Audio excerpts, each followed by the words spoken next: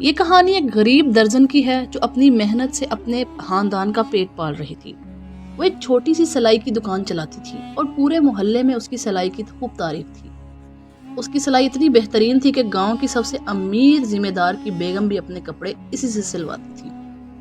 ایک دن اس نے اس کے کپڑے سی دیے، لیکن ذمہ دار کی بیگم نے انہیں لینے کے لیے کسی کو نہیں بھیجا۔ گھر میں اس کے ابا کی طبیعت بہت خراب تھی اور اسے ان کی دوائیاں لانی تھی۔ وہ کپڑے لے کر خود حویلی پہنچ گئی۔ وہاں جا کر اس نے دیکھا کہ بیگم صاحبہ ابھی تک نہیں آئی تھی۔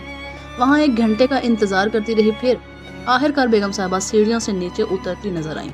بیگم صاحبہ نے سرخ لال ساڑی پہن رکھی تھی، بھاری بھرکم گلو بند گلے میں جھول رہا تھا اور وہ ناز نخروں سے چلتی ہوئی آ رہی تھی۔ انہوں نے ترچھی نگاہوں سے دیکھا اور طنز بھرے لہجے میں بولی، اس بار بہت دیر کر دی تم نے ساڑیاں سلنے میں۔ درزن گھبرائی، فوراً صفائی دی۔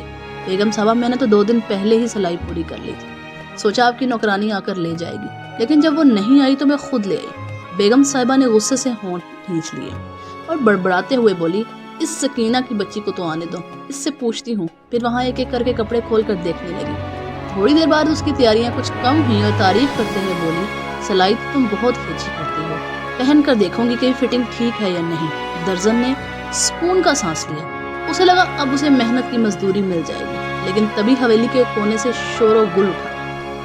ایسا لگ رہا تھا جیسے کوئی بہت بڑا ہنگامہ ہو گیا ہو۔ سارے ملازم اس طرف دوڑ پڑے، کسی کے ہاتھ میں موٹا ڈنڈا تھا تو کسی کے ہاتھ میں لاٹھی۔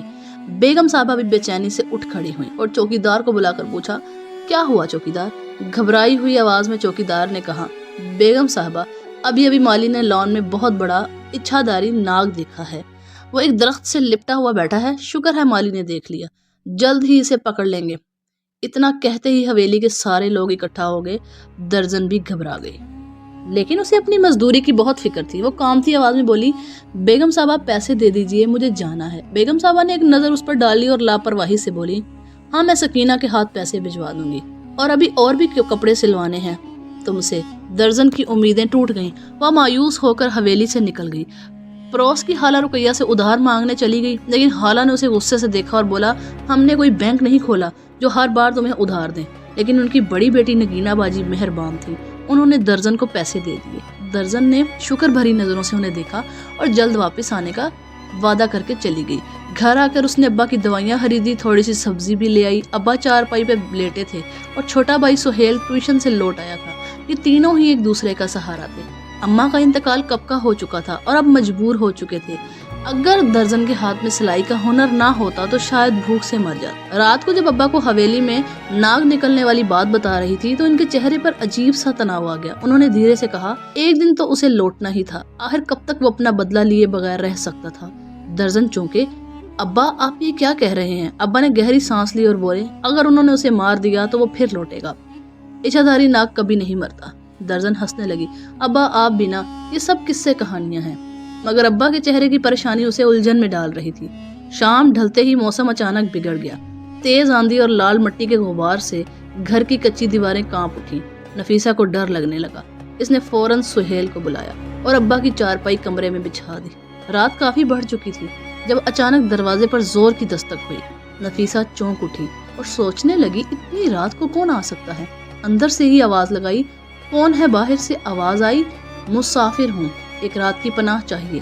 نفیسہ جانتی تھی ان کا گھر مسافروں کے لیے راستہ ہے، مگر اتنی رات کو کسی اجنبی کو اندر بلانا ٹھیک ہوگا؟ مگر جب اس نے دروازہ کھولا تو سامنے کھڑے نوجوان کو دیکھ کر اس کی سانسیں تھم گئی۔ گہری ہری آنکھیں، گوڑی چٹی رنگت اور ایک شہزادے کی سی شخصیت، لیکن اس کا حال بہت برا تھا۔ جسم پر جگہ جگہ گہرے زخم تھے، کپڑے خون میں سلے ہوئے تھے۔ نفیسہ گھبرا کر بولی، آپ کو اتنی چوٹ کیسے لگی؟ وہ بولا، لوگوں نے بہت مارا ہے، کوئی حصہ نہیں چھوڑا، لیکن میں بھی انہیں نہیں چھوڑوں گا۔ اس کی آواز میں عجیب سی دہشت تھی۔ نفیسہ نے دروازہ کھول کر اسے اندر آنے دیا۔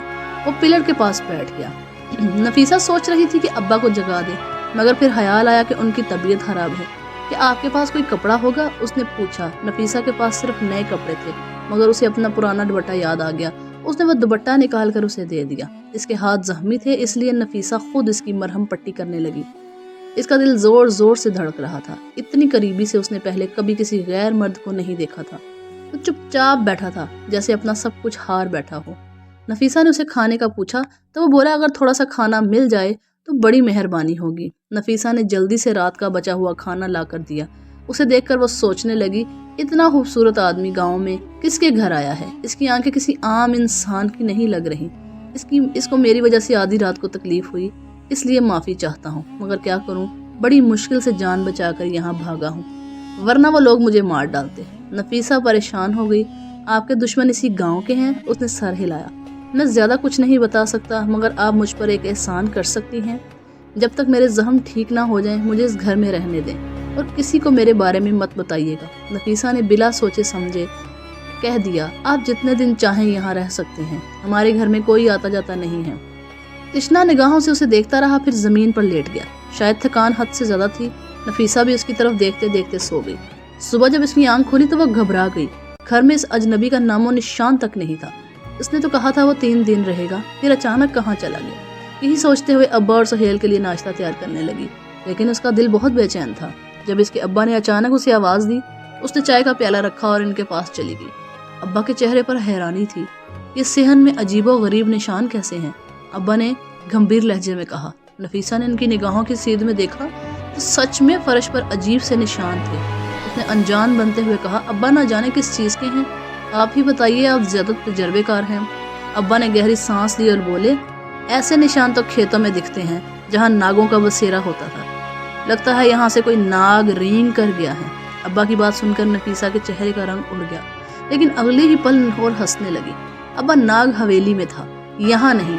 आप मुझे डराने की कोशिश कर रहे हैं। अब्बा ने संजीदगी से कहा, डरा नहीं रहा बेटी, मैंने अपनी जिंदगी में बहुत कुछ देखा है। ये निशान मुझे नागों के ही लगते हैं। नफीसा ने इसकी बात को हल्के में लिया, लेकिन इसके मन में कुछ सवाल उठने लगे। वो मन ही मन किसी और के बारे में सोच रही थी। आखिर वो कौन था और कहाँ चला गया? काश वो दोबारा लौट आए, इसका नाम ही पूछ लेती। इस बेचैनी के बीच उसने पड़ोस की हाला के बेटे की शादी के लिए कपड़े सीने शुरू कर दिए। थोड़ी देर बाद हाला अपने कपड़े लेने आई। उन्होंने नफीसा को ध्यान से देखा और कहने लगी, तुझे तो सारी जिंदगी का कंवारापन ही देखना पड़ेगा।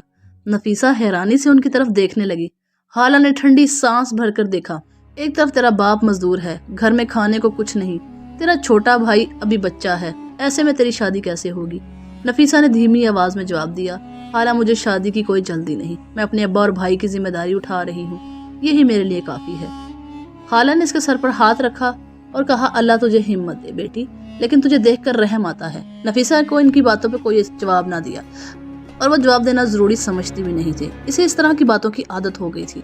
शाम को सुहेल ट्यूशन से लौटा और कहने लगा, बाजी ट्यूशन वाली फीस मांग रही है। नफीसा ने उसकी तरफ देखा और सर हिलाकर कहा, 1-2 दिन में मिल जाएगी। उसे मालकर पर बहुत गुस्सा आ रहा था, जिसने अभी तक नौकरानी के हाथ पैसे भी नहीं भिजवाए थे। शायद उसे फिर से जाना पड़ेगा रात को। रात के वक्त जब कपड़े सिलाई कर रही थी, तब उसके पीछे से एक धीमी मगर जानी पहचानी आवाज आई, कैसी हो तुम? तो वो अचानक चौंक गई। उसने गर्दन घुमाई और देखते ही उसके होश उड़ गए। नौजवान उसके सामने बैठा था। नफीसा घबराई हुई बोली, तुम अंदर कैसे आए? इसने दरवाजे की तरफ इशारा कर दिया। दरवाजा खुला रह गया था। नफीसा के पैरों तले जमीन खिसक गई। उसने तो सुहेल को ताकीद की थी कि दरवाजा अच्छी तरह बंद करे। घबराते हुए उसने जल्दी से दरवाजा बंद कर दिया। तुमने कहा था कि 3 दिन तक यहीं रहोगे, फिर कहाँ चले गए थे? नफीसा ने पूछा। नौजवान हल्का सा मुस्कुराया, तो तुम मेरा इंतजार कर रही थी। नफीसा को इसकी बात पर शर्मिंदगी महसूस हुई। शायद उसने उसकी बेचैनी को भांप लिया था। फिर उसने धीमे लहजे में कहा, मैं तुम्हारी भलाई के लिए ही चला गया था। अगर इस घर में किसी ने मुझे देख लिया तो मुश्किल खड़ी हो जाएगी। नफीसा ने उसे देखते हुए बोला, क्या तुम्हें कुछ खाने के लिए चाहिए? नौजवान ने कहा, हाँ, अगर थोड़ा सा दूध मिल जाए। तो नफीसा ने बिना कुछ कहे अब्बा के लिए रखा हुआ दूध लाकर उसे दे दिया। उसने देखा वह दूध इस तरह ही पी रहा था जैसे उसे इसकी सख्त जरूरत थी। दूध खत्म करके उसने खाली प्याला लुटाते हुए कहा, तुम बहुत मेहरबान लड़की हो। नफीसा उसकी बात सुनकर चुप रही, मगर मन ही मन बहुत कुछ चल रहा था। वो उससे पूछने लगी, तुम्हारे दुश्मन कौन है? मुझे बताओ, मैं तुम्हारी मदद कर सकती हूँ। नौजवान ने नफीसा की बात को टालते हुए कहा, नहीं, मुझे अपना बदला खुद लेना है, बस थोड़ा वक्त चाहिए। नफीसा इससे बातें करने में इतनी मसरूफ थी, उसे अब्बा की आवाज़ सुनाई ही नहीं दी। नफीसा, नफीसा, नफीसा बेटी इधर आओ। अब्बा की आवाज़ आई। नफीसा घबरा कर उठी और अंदर चली गई। अब्बा कहने लगे, बेटा इतनी देर से देख रहा हूँ, बाहर बैठकर किससे बातें कर रही हो? तुम्हारी आवाज़ तो साफ सुनाई दे रही थी। नफीसा का दिल जोरों से धड़कने लगा। लेकिन वहाँ कोई नहीं था, वो कहीं चला गया था। जल्दी से खुद को संभालते हुए उसने अब्बा से कहा, आपको भी वहम हो गया होगा। अब्बा बेचैनी से बोले, नहीं, मैंने देखा, ऐसा लग रहा था जैसे कोई तुम्हारे सामने बैठा है। नफीसा ने बड़ी मुश्किल से उन्हें समझाया कि इन्हें कोई वहम हुआ है। जब अब्बा सो गए तो वो फिर सहन में आई, मगर वहाँ कोई नहीं था। उसे दुख हुआ कि वो बिना बताए चला गया। सुबह जब नफीसा नाश्ता बना रही थी तभी अब्बा के चलाने की आवाज़ आई। नफीसा, इधर आओ बेटी, ये देखो, आज फिर से वही निशान है। नफीसा बाहर आई तो देखा वही अजीबो गरीब निशान सहन में फैले हुए थे। अब्बा घबराते हुए बोले, नफीसा, तुमने कहा था कि हवेली में नाग दिखा है, मगर अब तो ऐसा लगता है कि बस वो जिंदा है और हमारे गांव में ही घूम रहा है। नफीसा के चेहरे पर बस खामोशी थी। नफीसा और उसके अब्बा के दरमियान अजीबो गरीब बातें होने लगी थी। अब्बा का यकीन था कि हवेली में जो नाग देखा था वो अभी भी जिंदा है और पूरे गांव में घूम रहा है। ये सुनकर नफीसा परेशान हो गई और कहने लगी, अब्बा वो सांप था, हवेली के मुलाजमों ने उसे मार दिया। लेकिन अब्बा को इसकी बात पर यकीन नहीं हो रहा था। उस दिन नफीसा ने अब्बा से कहा, मालिकन ने अभी तक मेरी सिलाई के पैसे नहीं भिजवाए, मुझे नगीना बाजी के पैसे वापस करने हैं, तो मैं हवेली जा रही हूँ। उसने सुहेल का खाना बनाकर रख दिया और पैदल ही हवेली की तरफ चल पड़ी। रास्ता कठिन और सुनसान था, लेकिन उसे महसूस हो रहा था कोई उसका पीछा कर रहा है। हवा में अजीब सी सरसराहट थी, जबकि चारों ओर हब्स फैली हुई थी। नफीसा ने पलट कर देखा तो हैरान रह गई। वो इसके सामने खड़ा था। उसकी आंखों में वही चमक थी जो हमेशा नफीसा को बेचैन कर देती। वो मुस्कुराते हुए बोला, जहाँ तुम जाओगी वहाँ मैं भी पहुँच जाऊँगा। नफीसा ने उससे सवाल किया और नज़रों से पूछा और बोली, तुम हवेली क्यों नहीं जा सकते? क्या वहाँ किसी से दुश्मनी है? उसने सर हिला दिया और बोला, जल्द ही तुम्हें सब पता चल जाएगा, लेकिन जब तक सच्चाई सामने आएगी हो सकता है मैं इस काम में ना रहूं। नफीसा ने घबरा कर कहा, खुदा ना करे तुम हमेशा यहीं रहो। इसके दिल की धड़कनें तेज हो गईं, लेकिन वह जल्दी से हवेली की तरफ चलने लगी। जैसे ही हवेली पहुंची, मालिका ने उसे देखकर कहा, मैं तुम्हारे पैसे देना भूल गई थी। आजकल हवेली में बहुत परेशानियां चल रही हैं। और सर पकड़कर बैठी रही। सकीना को आवाज़ दी, जाओ मेरे कमरे से पर्स उठा लाओ। सकीना ने नफीसा को गुस्से से देखा। जब नफीसा बाहर निकली तो पीछे से बोल पड़ी, तुझे अभी भी सुकून नहीं? हवेली में इतनी परेशानियां हैं और तू अपने पैसे लेने आ गई है। नफीसा ने दम साधते हुए कहा, शर्म कैसी, मैं घर चलाने वाली हूँ, हमारे घर में खाने के भी लाले पड़े हैं। सकीना फिर ताने देते हुए बोली, यहाँ तो मालिकन को अपने बेटे और शोहर की बड़ी फिक्र है, पूरा खानदान खतरे में है।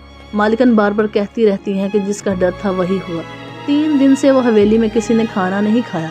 नफीसा ये सुनकर और भी परेशान हो गई। आखिर ऐसी कौन सी आफत आ गई थी कि हवेली के लोग खाना तक छोड़ चुके थे। जब वो घर पहुंची तो देखा चाचा फजलदीन अब्बा के पास बैठे थे। हवेली के मुलाजिम थे और अक्सर अब्बा से मिलने आ जाते थे। दोनों धीरे धीरे बातें कर रहे थे। नफीसा ने सुना चाचा फजलदीन कह रहे थे, कल बहुत बड़े सपेरे को बुलाने वाले हैं। वो साथ वाले गांव में रहता है, 90 साल का हो गया है। वो जहाँ जाता है वहीं बता देता है कि नाग कहाँ छुपा है।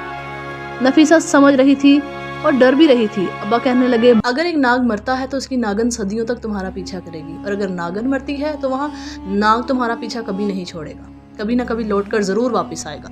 अब्बा ने उनकी बात मानने से इनकार कर दिया तो हवेली के मालिकों को शदीद गुस्सा आ गया। इस वक्त तो वो चुप हो गए, लेकिन अपनी हवेली में ले गए और कहने लगे, तू भी अपने सपेरे बाप का बेटा है, अब यहाँ बीन बजा, हम भी देखते हैं वो नाग और नागन कहाँ छुप कर बैठे हैं। अब्बा ने इस बात से साफ इनकार कर दिया था तो वो इस नाग जोड़े को नुकसान नहीं पहुँचाना चाहते थे, लेकिन उन्होंने मुझे गिरफ्तार कर लिया तो अब मैं इनकी बात मानने पर मजबूर था। उस रात एक बड़ी हवेली में एक खौफनाक कहानी रची गई। जैसे ही मैंने बीन बजानी शुरू की वो दोनों झूमते हुए बाहर आ गए। वो बहुत कम उम्र और मासूम लग रहे थे, बहुत ही खूबसूरत सुनहरी रंग के वो नाग और नागिन की जोड़ी आज भी मेरी नज़रों से ओझल नहीं होती। मैं ये खौफनाक मंजर देख रहा था। जैसे ही मैंने बाहर निकलते देखा मैं फ़ौरन ही वहाँ से रफू चक्कर हो गया, लेकिन मैं क्या जानता था कि इस रात को नागन अपनी ज़िंदगी की बाजी हार जाएगी। हवेली के मालिक के हुक्म पर उसके आदमियों ने इस नागन को जान से मार डाला था, जबकि नाग अपनी जान बचाने के लिए न जाने कहाँ छुप गया था। अब हवेली में जश्न मनाया जा रहा था क्योंकि नाग नागन की जोड़ी से हवेली पाक हो चुकी थी। अब इन्हें कोई खतरा नहीं था। फिर कई साल गुजर गए। अचानक अब्बा का इंतकाल हो गया। मैं अब भी यही काम कर रहा था, लेकिन एक दिन एक जहरीले नाग ने मुझे ग्रस्त किया। मैं वहीं गिर पड़ा। शुक्र था इस नाग का जहर मेरे पूरे बदन में नहीं फैला, सिर्फ मेरी टांगों को मुतासिर किया। आज मैं बिस्तर पर मजबूर होकर लेटा हूँ, लेकिन आज वो वडेरा जो घर आया था वो समझ गया था कि हमारे घर में वो नाग मौजूद है। इसकी आहटें मैं भी पहचानने लगा था। जब भी तो मैं मुझ से पूछती थी, अब्बा ज़मीन पर ये निशान कैसे हैं, या मैं तुमसे पूछता था कि ये निशान कहाँ से आए, तो तुम इस बात से इनकार कर देती थी। तुम जानती ही नहीं थी कि ये निशान कैसे हैं, लेकिन मैं इसकी आहटें और इसके निशान अच्छी तरह से पहचानने लगा था। वह नाग हमारे ही घर में था। फिर मैंने इसकी जान बचाने की कोशिश की। इस कोशिश में किसी को भी ये बात नहीं बताई। मैं उसे 2-3 दफ़ा दीवार पर रेंगते देख चुका था, लेकिन आज वो यहाँ से भाग गया। न जाने अब मेरा क्या हाल करेगा। मुझे डर है कहीं लोग उसे भी ना मार डालें, लेकिन वो पहले से बहुत ज़्यादा ताकतवर होकर आया है। हो सकता है अपनी ताकत से इस गाँव में तबाही मचा दे। जब अब्बा ने मुझे ये कहानी सुनाई तो अचानक इस डेरे के आदमी आए और अब्बा से गुस्से में कहने लगे, एक बार फिर से वो बच निकलने में कामयाब हो गया, लेकिन हम उसे तलाश करके ही रहेंगे। तो पहले की तरह इस नाग जोड़ी की जान बचाना चाहता है, तू ही असल हमारा दुश्मन है। तभी तो तूने इस नाग को अपने घर में पनाह दे रखी थी। अब्बा इसकी बात का जवाब देना भी मुनासिब नहीं समझते थे। वो भौंकते हुए खुद ही धमकी देते हुए वहाँ से चले गए। मैं अब्बा को तसल्ली दे रही थी कि ऐसा कुछ नहीं होगा। जब हमने कुछ किया ही नहीं तो फिर लोग हमारा क्या बिगाड़ लेंगे। अब्बा के चेहरे पर भी कोई फिक्र और कोई गम नहीं था। रात को मैं सिलाई मशीन पर बैठी अपने कपड़े सील रही थी, जब अचानक मुझे अपने पीछे आहट सी महसूस हुई। मैंने देखा सबज आंखों वाला वो खूबसूरत नौजवान मेरे पीछे ही बैठा था। तुम यहाँ क्या कर रहे हो? मैं हैरान होकर उसे कहने लगी। वो कहने लगा, मैं तुमसे आखिरी बार मिलने आया हूँ। ये सुनकर मेरी आंखों में आंसू आ गए। मैं उसे कहने लगी कि तुम ये गाँव छोड़ कर जा रहे हो? उसने कहा, हाँ, मैं ये गाँव छोड़ कर जा रहा हूँ क्योंकि मेरा इंतकाम पूरा हो गया है। सुबह तक इस हवेली में हंगामा मचा होगा, लेकिन क्या तुम ये जानना नहीं चाहोगी कि मैं कौन हूँ और तुम्हारे सामने बार बार क्यों आता रहा? इसकी बात सुनकर मेरा दिल धड़कने लगा। मैं उसे कहना चाहती थी कि ये मेरे दिल की आवाज़ थी। वो बार बार मेरे सामने आ रहा था क्योंकि सच में ही मैं उसे दिल ही दिल में बहुत मोहब्बत करने लगी थी। फिर उसने मुझे गौर से देखा और कहने लगा, तुम अपने अब्बा से पूछ लेना मेरे बारे में कि मैं कौन हूँ। वो मुझे ना सिर्फ जानते हैं बल्कि पहचानते भी हैं। अचानक उसकी सबज आंखें चमकने लगी। इसके धोखे में मत आओ बेटी, ये इंसान नहीं बल्कि एक इच्छाधारी नाग है। अचानक मेरे पीछे अब्बा की आवाज़ सुनाई दी। मैं खौफजदा होकर पलटी तो अब्बा मेरे पीछे ही खड़े थे। तभी मैं इसकी सबज चमकती आंखों को देखकर हैरान रह गई। इसकी आंखें रंग बदल रही थी, लेकिन वो अब्बा को मोहब्बत भरी नज़रों से देख रहा था। तभी वहाँ अब्बा के सामने जाकर खड़ा हुआ कहने लगा, नूरदीन, तूने पहले भी मेरी जान बचाने की कोशिश की थी, आज भी तूने मेरी जान बचाई। इसके लिए मैं तेरा शुक्रगुजार हूँ, लेकिन तू मेरी नागन को ना बचा सका। तेरी वजह से वो मर गई, लेकिन ये बाद में मुझे पता चला कि तूने उसे बचाने की कोशिश की थी। मुझे अफसोस है कि मैंने अपना जहर तेरे जिस्म में छोड़ दिया था, लेकिन तू बच गया। ये तेरी खुशकिस्मती है। अब मैं जा रहा हूँ। तेरी ये बेटी बहुत ही अच्छी है। मैं चाहता हूँ इसकी किस्मत भी इसकी जैसी ही खूबसूरत हो। मैंने तुम्हारे साथ जो किया इसका अजर तो मैं नहीं दे सकता, लेकिन जाते जाते तुम्हारे घर में एक चीज़ छोड़कर जा रहा हूँ जो तुम्हारे लिए और तुम्हारी बेटी के लिए बेहतरीन साबित होगी। ये कहते ही उसने एक आखिरी नज़र मुंह पर डाली और अचानक ही नाग बनकर इस घर से इस तरह से रेंगता हुआ चला गया जैसे वो वहाँ आया ही नहीं था। मैं वहीं सुन खड़ी थी। मुझे अभी तक यकीन नहीं आ रहा था कि मेरे सामने आने वाला वो खूबसूरत नौजवान जो हमारे ही घर में हर वक्त मौजूद रहता था एक इच्छाधारी नाग था। मैं अभी तक सदमे की कैफियत में खड़ी थी। अब्बा ने ही मुझे कंधे से हिलाकर अपनी तरफ मुतवज्जो किया और कहने लगे, उसने अपना बदला ले लिया है। अब न जाने सुबह कैसी क़यामत आने वाली है। अब ये तो सुबह ही पता चलेगा। पूरी रात हम दोनों बाप बेटा सुबह होने का इंतजार करते रहे कि सुबह कैसी क़यामत आने वाली है। अब ये तो सुबह ही पता चलेगा। पूरी रात हम दोनों बाप बेटी बेचैनी से जागते रहे, लेकिन सुबह जो खबर मिली उसे सुनकर हमारे होश उड़ गए।